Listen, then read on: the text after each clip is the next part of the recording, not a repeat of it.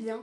Si vous me suivez aussi sur Instagram, vous savez peut-être qu'exceptionnellement j'ai tourné cette vidéo-ci assez tôt dans le mois, étant donné que je pars en vacances fin du mois, et donc au moment où vous voyez ces vidéos. Et donc j'ai encore des lectures qui vont arriver de ce mois-ci dans le bilan du coup du mois suivant, mais normalement j'ai un nombre voilà, plus ou moins comme d'habitude à vous présenter dans cette vidéo, parce que qui dit mois de février dit petit mois, petite lecture. Alors c'est pas l'essentiel de mes lectures, vu que moi, vous voyez bien ma palle, c'est essentiellement des gros livres, et donc j'allais pas en acheter non plus pour l'occasion, mais j'en ai profité pour mettre un petit livre, une BD et un autre qui est relativement petit aussi, donc voilà, le nombre de livres au final devait être plus ou moins voilà, équitable, égal en tout cas à d'habitude. Et on va commencer directement par justement un de ces petits livres. Il s'agit de Frappe-toi le cœur d'Amélie Nothomb. J'ai commencé le mois donc avec cette lecture que j'intégrais dans le Belgstagram pour l'auteur belge. Et le résumé, je vous avais dit, ne nous dit pratiquement rien puisque c'était Frappe-toi le cœur, c'est là qu'est le génie. C'est une citation d'Alfred de Musset. Donc voilà. Au moment où j'ai appuyé pour cette vidéo, je me suis rendu compte que si j'avais aimé ma lecture, en fait, j'ai déjà oublié une bonne partie. Elle ne m'a vraiment, mais vraiment pas marquée pour le coup. En un mois, c'est quand même dingue. Alors que franchement, je me suis dit en terminant, c'est un des meilleurs Nothomb que j'ai lu. Allez savoir. Voilà, cette petite contradiction. Et donc j'ai un peu voilà, refeuilleté pour revoir de quoi ça parlait. Et en fait on suit ici la relation du coup mère-fille. Voilà, d'habitude c'est un peu père-fille qu'on retrouve dans ces histoires ou sororité. Ici c'est mère-fille. Et on suit une fille qui n'a pas eu beaucoup d'amour venant de sa maman. Donc on la suit du moment où elle est bébé jusqu'au moment où elle devient adulte, où elle a des flashs comme ça qui montrent des situations où vraiment elle manque d'amour, le bébé ou le bambin, etc., la jeune enfant en tout cas essaie de comprendre pourquoi elle n'a pas cet amour-là avec son niveau de compréhension. Du coup elle devient la petite enfant parfaite, modèle, etc.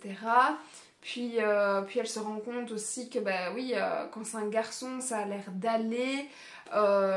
Donc elle se demande, c'est pas un conclu vite, c'est parce que je suis une fille, donc en fait visiblement voilà, il y a une histoire de jalousie sous-jacente, donc ok, elle serait jalouse des filles mais du coup pas des garçons, mais c'est la règle de base. Donc elle vit ça plus ou moins bien, même si nous en tant que lecteur on voit rapidement que voilà, c'est quand même un début de, de maltraitance quand même, hein. Et puis jusqu'au jour où la maman tombe à nouveau enceinte. Et là, c'est à nouveau une fille, sauf qu'elle la couvre d'amour, elle la surprotège, elle est tout le temps avec, enfin voilà. Et donc là, le personnage qu'on suit vrille un peu, en se disant, en fait non, tout ce que j'ai cru tombe un peu à l'eau.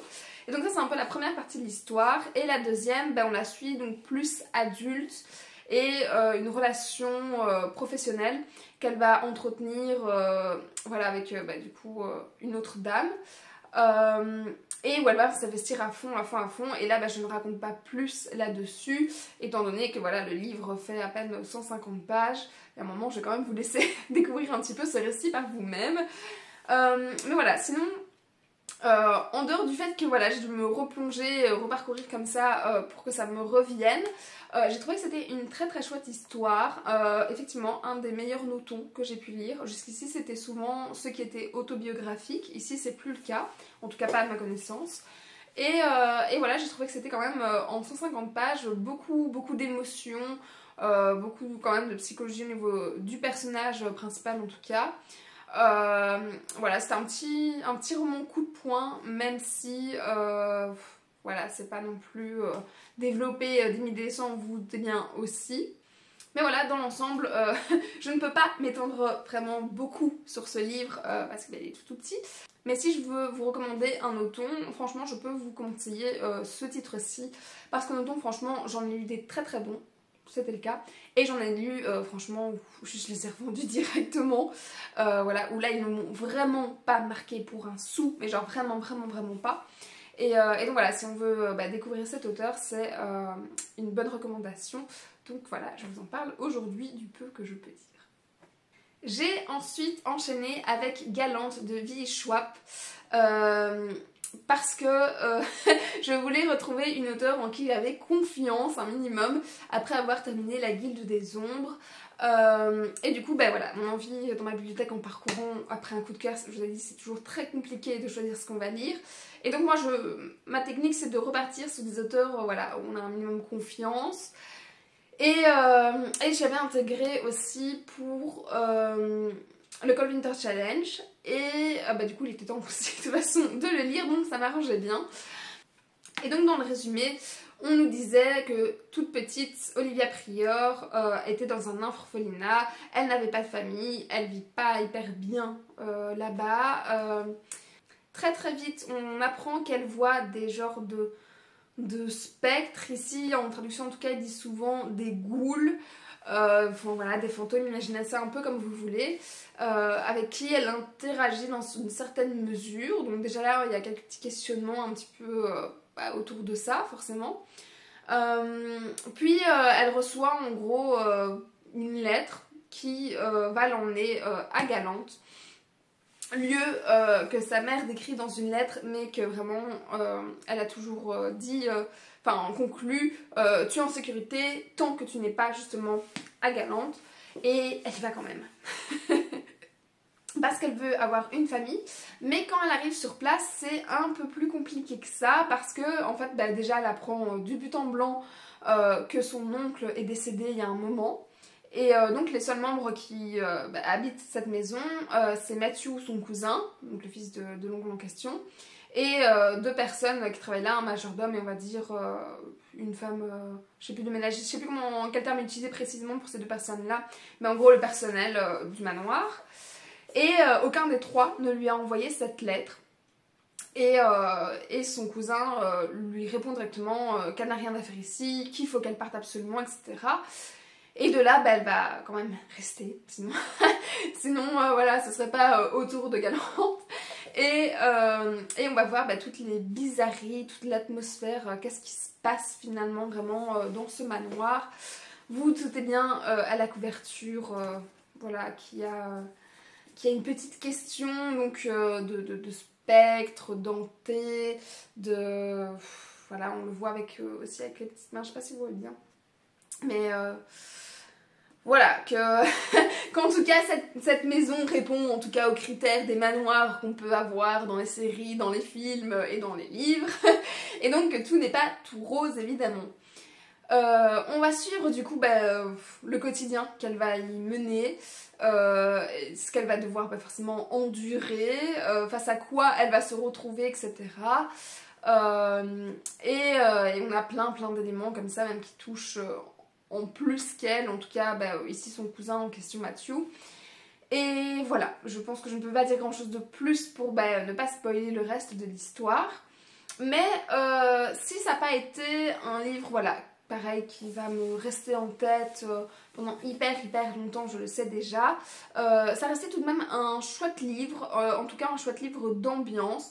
C'était assez visuel comme lecture, on sentait, enfin en tout cas moi j'ai senti pendant ma lecture, cette ambiance un peu pesante, un peu lourde, très mystérieuse, creepy, enfin tout ça.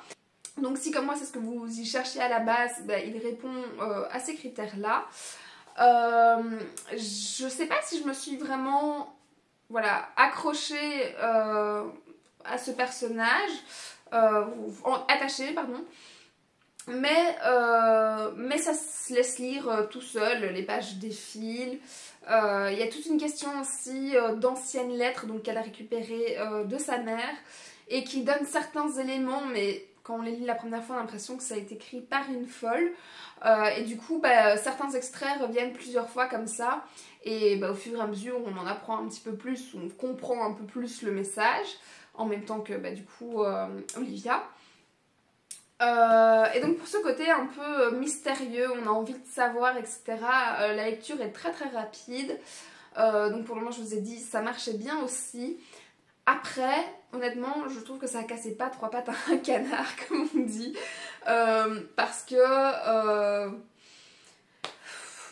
voilà, je sais pas, ça me manquait un peu peut-être de construction, de profondeur dans ce récit. C'est un one shot. Donc c'est peut-être ça qui joue aussi. Moi chez Lily Schwabs, enfin non, en fait non, je vais dire une bêtise parce que chez Lily Schwabs j'avais forcément lu, j'ai oublié le nom maintenant, la saga A Shade of Magic, que j'avais apprécié. Pareil, ça n'avait pas été un coup de cœur, je l'avais lu 16 sur 20, c'était une bonne lecture, pas trop de trucs à reprocher, rien du tout, j'avais passé un bon moment. Mais par contre c'est la même auteure que La vie invisible d'Adila Rue, d'où je vous ai déjà parlé et reparlé récemment.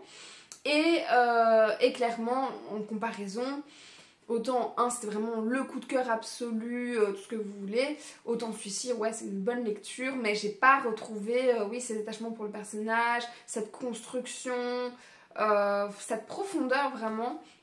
Donc voilà, c'est un livre qui est là. Je sais pas si je vais vraiment le garder longtemps encore dans ma bibliothèque ou pas. Je pense que tant qu'il y a de la place sur l'étagère des Lumens et de Bishop, oui. Et qu'un jour, je le revendrai à mon avis. Mais voilà, j'ai pas grand chose en fait à lui reprocher. Parce qu'en fait, il répond aux critères que j'avais en tête. Je m'attendais pas à un truc foufou forcément. C'est juste j'avais envie de ce genre de lecture sur le moment. Et pour le coup, il a fait son taf quoi. Donc j'ai pas vu non plus d'avis extérieur mirobolant dessus.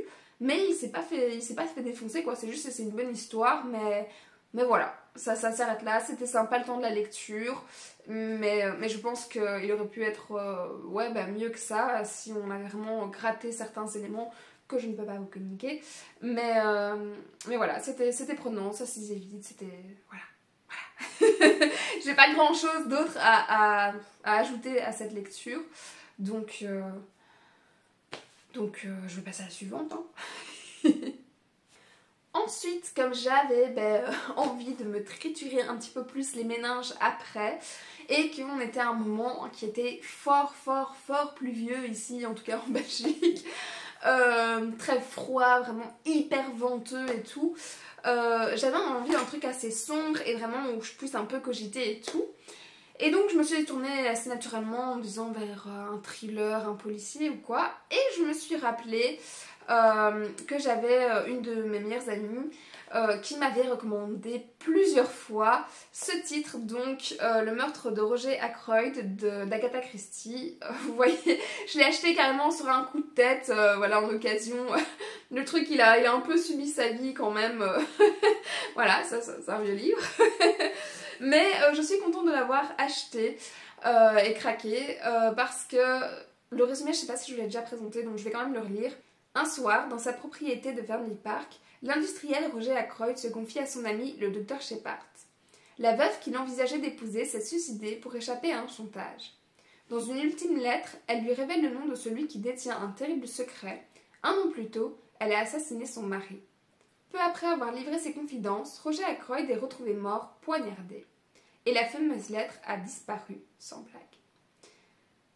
Voilà, le reste, ça, c'est pas un résumé en fait.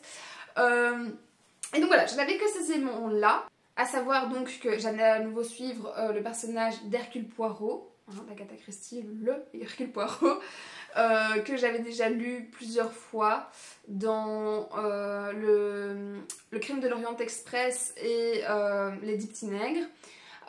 Et ces deux fois-là, j'avais deviné la fin. Mais justement, Lisa, donc pareil Lisa, si tu passes par ici, coucou, m'avait dit, voilà, t'as trouvé les autres, mais n'abandonne pas Agatha, Hercule, etc. Il y en a d'autres qui sont très bons, et elle m'a dit, écoute, si vraiment tu trouves, du coup, l'assassin, ici, le responsable, de cette histoire, là peut-être tu pourras envisager la question. Et donc la question c'est est-ce que j'ai trouvé ou pas?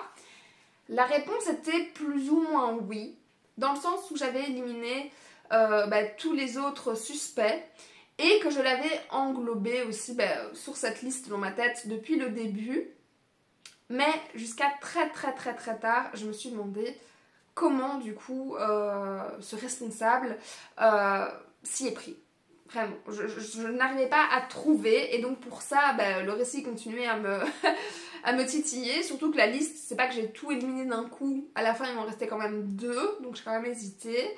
Puis quand voilà, il a été disculpé, l'autre, je me suis dit, ok, je pense savoir, mais vraiment je comprends pas le concept, je comprends pas comment ça s'est fait, etc. Bref, j'ai lu donc ce bouquin jusqu'à sa dernière page forcément. Et j'ai quand même été étonnée du déroulement, du coup, du schéma narratif qui se cachait un petit peu derrière toutes ces questions, tous ces mystères, etc. Donc il a clairement rempli son taf où je me suis trituré les méninges et c'est pour ça que je l'avais acheté. Du coup, après la question c'est est-ce que j'ai trouvé que c'était trop tiré par les cheveux? Eh bien, franchement, pour le coup, non, pas du tout. C'est juste que voilà, certains éléments sont volontairement laissés un peu sous silence. Sur lesquels on n'insiste pas, même si voilà, il y a toujours dans les Agatha une ou deux phrases qui nous le dit, mais le genre de phrases où on passe totalement au-dessus. Donc voilà, donc pour l'ensemble, je suis contente qu'on me l'ait conseillé. Parce que franchement, sinon, je pense pas que c'est sur celui-là que mon choix se serait porté rien qu'à la lecture du résumé. Et donc voilà, ça, enfin, au niveau policier, ça changeait beaucoup des schémas narratifs que j'avais lus, en tout cas auparavant. Donc pour ça, c'était chouette aussi, ça avait un petit côté nouveauté, inédit, etc. Donc voilà, je ressors assez satisfaite de cette lecture. Et je pense que c'est un titre que je pourrais du coup ici à nouveau à mon tour recommander aux gens. Parce que c'est un bon policier, voilà, qu'on se le dise. et qu'il m'a davantage convaincue peut-être que d'autres de cet auteur. Donc voilà, je ne sais pas s'il existe aussi une adaptation en série comme j'ai pu le voir pour d'autres de cet auteur. Mais voilà, en tout cas en lecture, je vous le recommande aujourd'hui. J'ai également lu un livre que je n'ai plus en ma possession parce qu'on me l'avait prêté voilà, et que je l'ai déjà rendu entre temps. Il s'agit donc de celui-ci, donc c'est Jamais plus de Colleen Hoover. Et je vous l'avais déjà dit, à l'occasion de la période de la Saint-Valentin, tout ça, de l'amour, j'aime sortir un peu de ma zone de confort et en profiter de cette période en tout cas pour lire une romance. Ça peut être historique, ça peut être machin, etc. Tchic-tchac. Mais là, c'était une romance pure et dure. Donc clairement, je suis sortie de ma zone de confort pour le coup. Et passer une romance, c'est-à-dire que ce n'est pas spécialement mon genre de prédilection et que du coup, c'est pas que j'ai eu un coup de cœur dessus, quoi. Mais je reconnais que c'est un très bon livre pour le coup. Et tout d'abord, j'ai choisi de lire un Colleen Hoover ou un KO comme on les nomme parce que clairement elle est incontournable dans ce genre et je savais que ma belle-sœur du coup était voilà, assez fan de cet auteur, donc j'ai commencé à être très curieuse honnêtement. Donc je voulais me faire mon propre avis et me dire écoute Lise, peut-être que tu vas aimer, tu vois, on sait jamais, ça arrive parfois, donc ce serait sûrement une bonne auteure pour ça. Et quand j'ai un peu regardé la bibliothèque de ma belle-sœur et que j'ai un peu discuté etc avec elle m'a un peu parlé de chaque thème qu'on trouvait dans chaque livre. Et ici, il s'agit des violences conjugales. Alors, je n'ai pas le livre en main propre. Donc, je ne sais pas relire techniquement le résumé, vu qu'on avoir l'habitude, vu que je tourne avec mon GSM, donc c'est un peu compliqué. Mais en gros, on va suivre Lily Bloom, qui rêve de devenir fleuriste, comme son nom le présage plus ou moins, hein. Ça c'est un des éléments, franchement je vous dis, j'ai eu beaucoup de mal. Alors autant avec son prénom qu'avec d'autres. Les autres je ne peux pas en parler si je ne veux pas spoiler certains trucs, etc. Mais juste, c'est un truc très américain pour le coup. J'étais pas hyper emballée. Bref. Et en gros, Lily avait des parents qui avaient connu déjà de la violence conjugale. Donc ça se passait entre son père et sa mère. Jusque-là, il s'en prend pas trop à elle, etc. Elle peut intervenir plus ou moins rien qu'en se montrant, il arrête, etc. Et puis la situation est graduelle, s'envenime, dégénère, etc. Et ça se passe mal. Ça, c'est pour la partie de son enfance. À ce moment-là, elle fait aussi une rencontre avec un autre personnage, un garçon en l'occurrence, qui s'appelle Atlas, et pareil qu'on va retrouver plus tard dans le récit, parce que la suite, du coup, c'est toute la partie où elle est X années plus tard, donc elle devient propriétaire de sa propre boutique, et à ce moment-là, elle fait la rencontre d'un autre garçon, du coup, qui s'appelle Riley. Alors, je ne sais pas à nouveau comment on le prononce vraiment. Moi, quand je l'ai lu, mon cerveau, il a fait Riley. Voilà. Et on voit du coup toute son histoire d'amour avec lui. Et voilà. Je ne peux pas dire beaucoup en plus là-dessus sans spoiler quoi que ce soit. Mais on suit toute cette relation, toutes les conséquences, les restes aussi de son enfance, de cette éducation où elle avait ce modèle parental, etc. aussi. Et ouais, quel impact ça va avoir finalement sur sa propre vie de couple. Et voilà. Je ne sais pas quoi dire d'autre là-dessus. Bref, je vais plutôt parler ici du coup des personnages plus que du récit, du contenu tel quel. Je n'ai pas réussi vraiment à, pareil, m'attacher à Lily. Suite au style d'écriture qui, voilà, je vous dis, moi, ça me correspond pas. Pareil, je me suis pas spécialement attachée à Riley ou quoi que ce soit. Parce que, voilà, là, je vous dis, la romance, c'est pas fait pour moi, je le sais. Et forcément, on trouve toujours plus ou moins les mêmes approches. Alors, je dis pas que c'est mauvais, hein, franchement pas. Juste, j'insiste sur le fait que c'était pas pour moi. Mais forcément, il lui arrive pas mal de péripéties. Et je me suis pas investie forcément dans ma lecture comme j'aurais dû, du fait que c'était ce genre-là. Alors que franchement, il lui arrive des saloperies où vraiment j'aurais dû être révoltée devant ma lecture, tout simplement. Et c'est ce manque d'attachement qui a un peu péché, quoi. Mais, en contrepartie, je trouve que c'est un récit qui était très bien écrit, honnêtement. Même si c'est pas les procédés que j'aime, franchement, ça marche. Voilà, il se passe suffisamment de choses pour que normalement on soit là avec son bouquin à tourner les pages en espérant tout ce qu'on peut pour qu'il y ait des bonnes fins, une bonne finalité, qu'elle aille mieux, machin, etc. Qu'elle s'en sorte, qu'elle découvre l'amour pleinement, qu'elle le mérite, etc.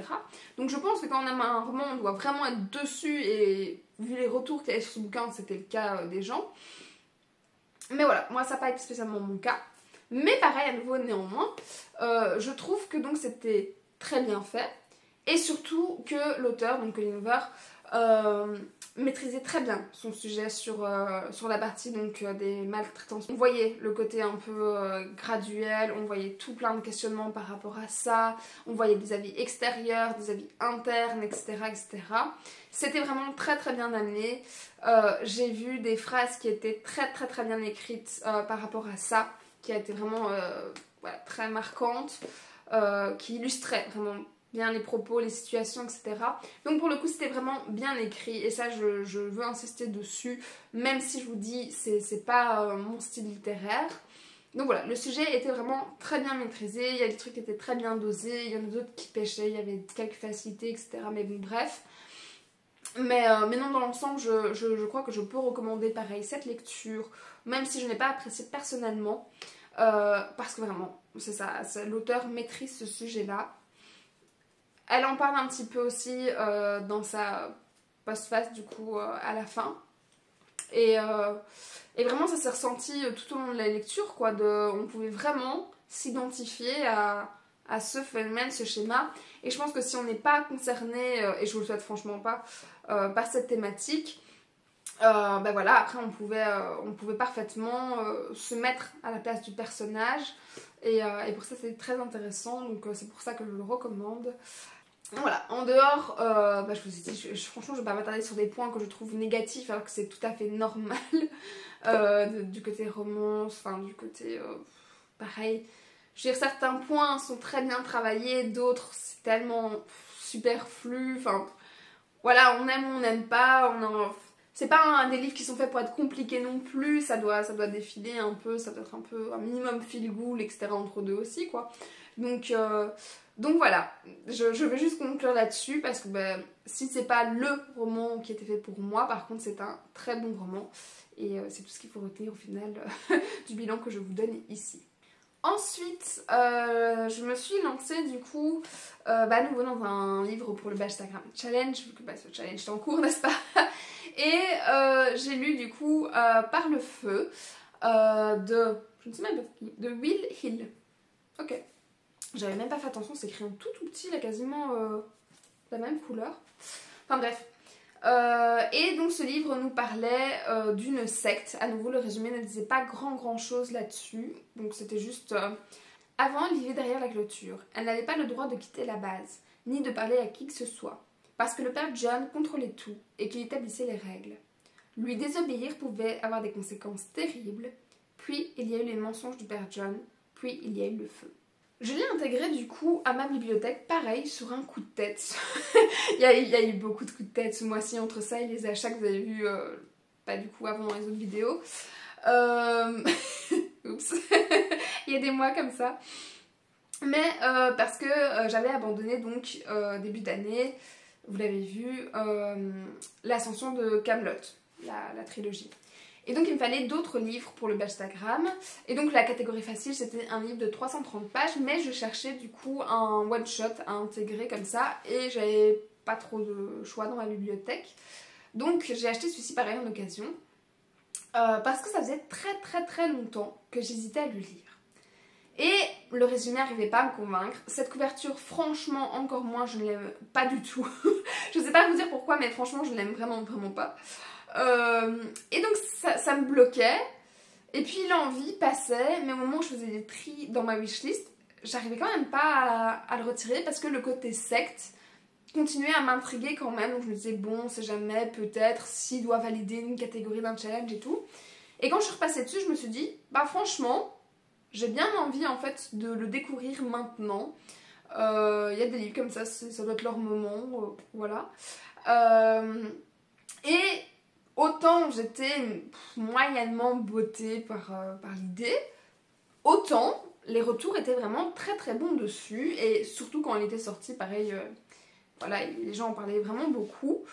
Donc je me suis dit, allez, là-dessus ça change, juste c'est son moment quoi. Donc je l'ai lu, forcément. Et j'étais assez étonnée de retrouver au final un peu un côté bah oui, policier. Parce que je pense pas qu'il était classé dans cette catégorie, en tout cas sur Livre Addict. Et on suit à chaque fois en flash de l'interrogatoire, on va dire, dans la pièce dans laquelle elle se trouve, où elle a été sortie du coup bah, de cette secte de la base, comme ils appellent ça. Et donc où elle est interrogée par un psy et par un moment, bah, pareil, quelqu'un du FBI pour le coup. Et en même temps, toujours des flashs de bah, quand elle raconte, on se retrouve à nouveau avant et on a toute l'évolution de quand elle était petite jusqu'au moment où, bah, voilà, où il y a eu bah, le feu et au moment où bah, en gros on l'a sortie quoi. Et donc on fait toujours des allers-retours entre les deux et j'étais assez étonnée au final d'avoir bah, ce schéma narratif là, enfin ce procédé là en tout cas. Parce que j'avoue que après voilà enfin j'avais déjà retrouvé dans tous les livres que j'ai cités en fait que ce soit chez le Noton on avait ce truc un peu chronologique aussi que ce soit Galante on avait toujours un peu aussi parfois des flashs comme ça en deux temps par rapport à sa vie à l'orphelinat, la vie dans le manoir etc. Puis après bah, pareil j'ai eu le côté bah, du coup forcément policier qui était là aussi avec Agatha. J'avoue que il m'a fallu un petit temps parce que autant c'était ce moment où je l'ai acheté où je l'ai intégré du coup dans le challenge ou quoi, autant une fois que j'ai commencé à lire je me suis dit je suis pas sûre qu'en fait j'ai envie d'encore ce schéma là ou quoi. Et donc il m'a fallu quand même je dirais une 50aine de pages pour vraiment m'y faire et me dire ouais si ok le côté bah, justement secte m'intéresse quand même suffisamment, je vais pas le remettre dans ma bibliothèque ou quoi pour plus tard. Et j'ai poursuivi ma lecture. Mais donc il y a quand même eu ce petit temps d'adaptation pour me dire que oui c'était quand même son moment quoi. Puis après pour ce qui est du contenu, j'avoue que j'ai pas été aussi convaincue que les restes des gens visiblement sur les réseaux. parce que pareil, ça se lisait très bien, les pages défilent, c'est écrit en plus assez gros et je vais essayer de montrer. C'est pratiquement tout le temps, en fait, comme c'est un genre d'interrogatoire, sous forme de tiret comme ça. En tout cas, la moitié du bouquin, parce que l'autre, c'est les flashs de quand on était dans la base, où on va plus avoir voilà, des phrases telles quelles, c'est un récit. Et encore, c'est encore souvent entrecoupé d'échanges qu'elle a avec d'autres gens. Donc franchement, ça défile très très très très vite comme lecture. Mais par contre, de ce que j'ai vu à nouveau sur Livre Addict, il était classé en adulte. Et pour moi, c'est un young adulte. Et il était du coup moins bien construit aussi que ce que j'avais imaginé au préalable. Même si clairement on est à fond dans le procédé des sectes, si je peux dire, ou comment ça fonctionne, comment le père John réussit à arriver dans cette secte, parce que il n'est pas là depuis le début, en tout cas, il est arrivé après elle. Donc elle, c'est aussi Moonbeam, je ne sais pas comment le prononcer. C'est mon super accent anglais, ça. Mais en gros, je crois que c'est la traduction, c'est rayon de soleil ou un truc de lune, pardon, ou un truc comme ça. Et ils ont tous des noms un peu chelous. Il y a Rainbow, voilà. Il y a des prénoms, c'est des prénoms, d'autres c'est typique à la secte, on va dire. Mais on voit forcément donc le mécanisme de comment ça se met en place, comment ça devient graduel, comment ça devient vraiment une secte, quoi. Comment, quels sont du coup après les aspects aussi, du coup inquiétants pour ne pas dire dangereux de ce qui se passe sur place, quelle est la limite des gens aussi bien pour elle que son entourage, certaines personnes, voilà, des parents, des amis ou quoi. Et donc pour le côté d'apprendre comment fonctionnait cette secte, moi j'avoue j'étais contente, c'est ça que j'étais venue chercher dans cette lecture clairement, donc pour ça j'étais contente. Pour le côté un peu profondeur des personnages, clairement, pour moi on aurait pu faire nettement mieux. C'est en ça que j'ai été un peu déçue. Et pour le côté enquête, franchement à certains moments je me disais que c'était bien fait, que ça roulait bien. À d'autres je me suis dit il y a quand même franchement des raccourcis, voilà, bref. Genre on passe quoi, on va pas relever le truc, tant pis c'est comme ça. Donc je suis ressortie un peu mitigée de cette lecture honnêtement.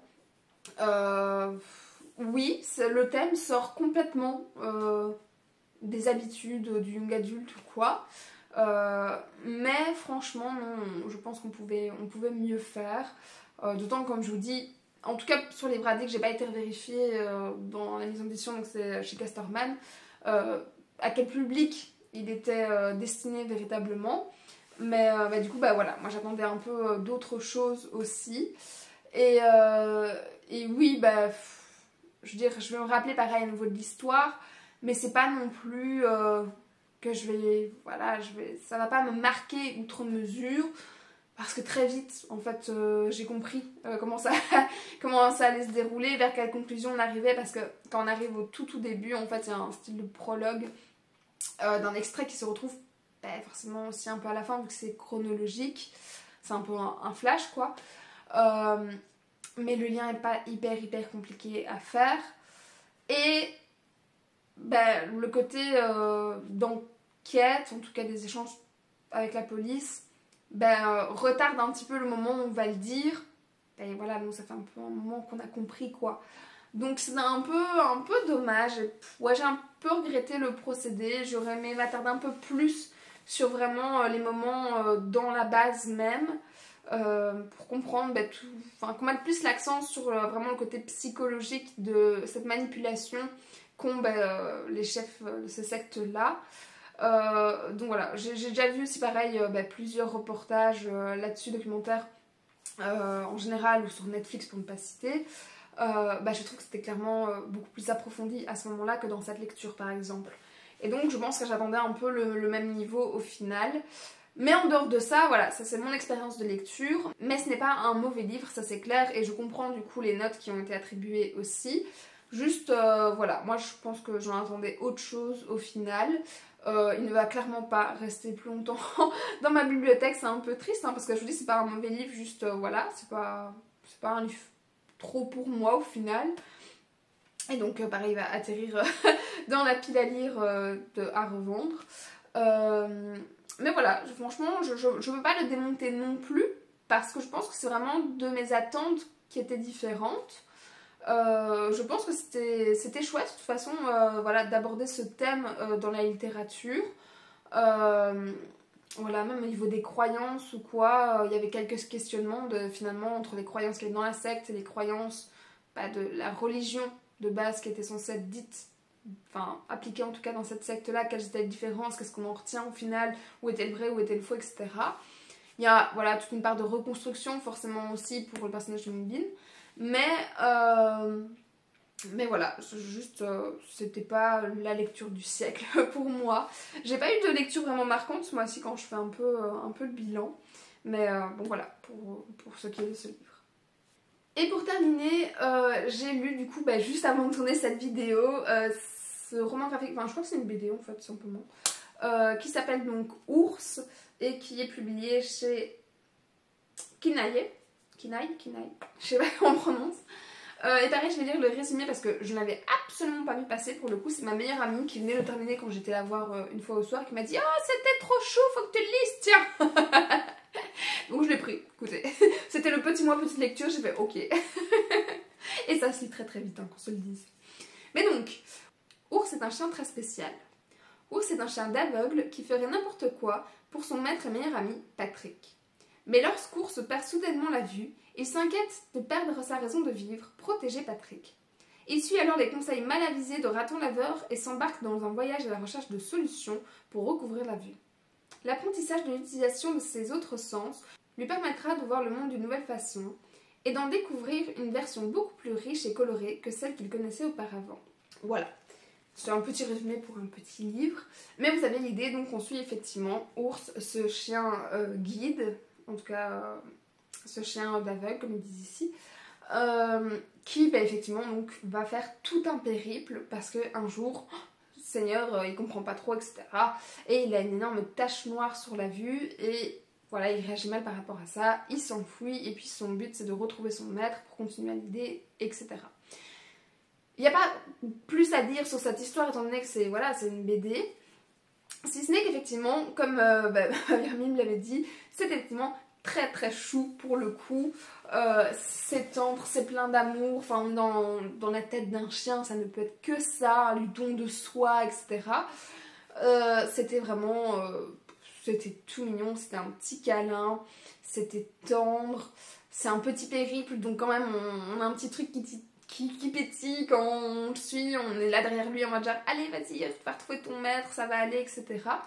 Et pendant du coup ce voyage où il devient lui-même aveugle, forcément on va avoir tous ces éléments que les humains vont ressentir eux-mêmes aussi quand ils deviennent aveugles, à savoir le développement d'autres sens, de l'ouïe, de l'odorat ici pour lui, voilà, pour un humain ça peut être le goût, etc. aussi, enfin bref, le toucher forcément. Et un peu comment il va s'adapter à cette situation alors qu'il voyait avant, comme c'est le cas ici aussi de Patrick. On ne parle pas pour le cas de naissance, mais pas mal de points sont similaires, quoi. Donc voilà, donc je suis contente qu'on me l'ait prêté, parce qu'effectivement c'était intéressant, c'est un très chouette thème, ça rend voilà, cette problématique beaucoup plus abordable aussi, voilà, c'est un truc qu'on pourrait lire facilement à des enfants, voilà, dont un parent, un proche ou quoi, ou qui en rencontrerait dans la rue avec une canne ou que sais-je, se questionnerait. Donc non, franchement, très chouette lecture pour ça, j'ai vraiment apprécié. Je vais devoir rendre ce livre après cette vidéo, mais voilà. Et je vous la recommande tout simplement à mon tour, parce que je peux pas dire des mille et des cents sur son aventure, son périple, mais oui, on sent vraiment le lien qui unit ce chien guide à son maître, et ça c'est quand même assez exceptionnel pour être souligné. Donc voilà, je recommande clairement cette petite BD si comme moi vous ne l'aviez pas vu passer avant. Je termine donc cette vidéo sur ces paroles parce qu'il me reste donc un livre à lire ici ce mois-ci, vu que en vacances je n'aurai franchement pas beaucoup de temps pour lire Et honnêtement je pense que je n'aurai même que le temps de l'avion parce que c'est pas que je vais me faire carpette. Non, c'est plutôt le genre de voyage où j'ai plein de choses à visiter, plein d'activités à faire, ça n'arrête pas.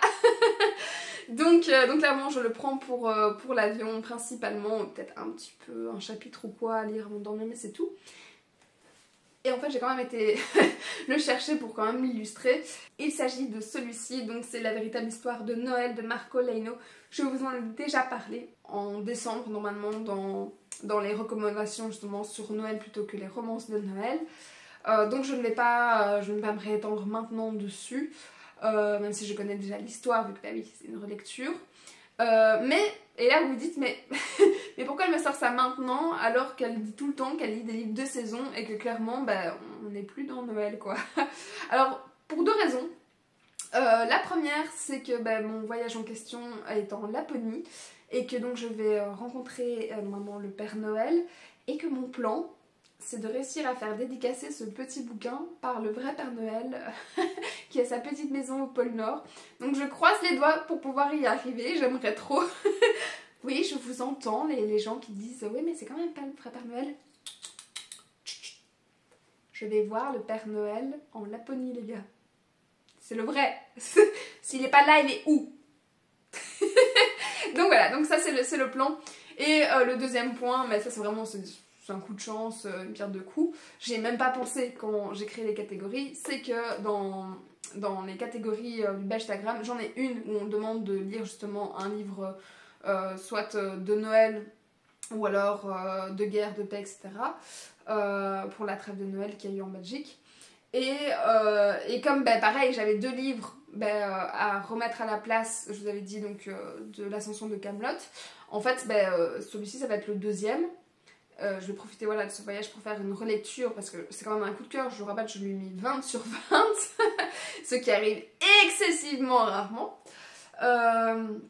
Et du coup, voilà, quitte à ne pas être dans le mood en Belgique, normalement là-bas ça devrait aller quoi. donc je vais pouvoir l'intégrer normalement au Instagram Challenge aussi. En tout cas, je croise les doigts pour quand même avoir envie de le lire et avoir le temps aussi. Et donc voilà, donc clairement ce sera mon dernier livre de février, mais je ne l'intègre pas encore à ce bilan, étant donné que je ne suis pas encore partie, vous le voyez. C'est maintenant terminé du coup pour ce mois, vraiment là globalement je n'ai plus rien d'autre à lire. Et voilà, j'espère que cette vidéo vous a plu, comme d'habitude bien évidemment.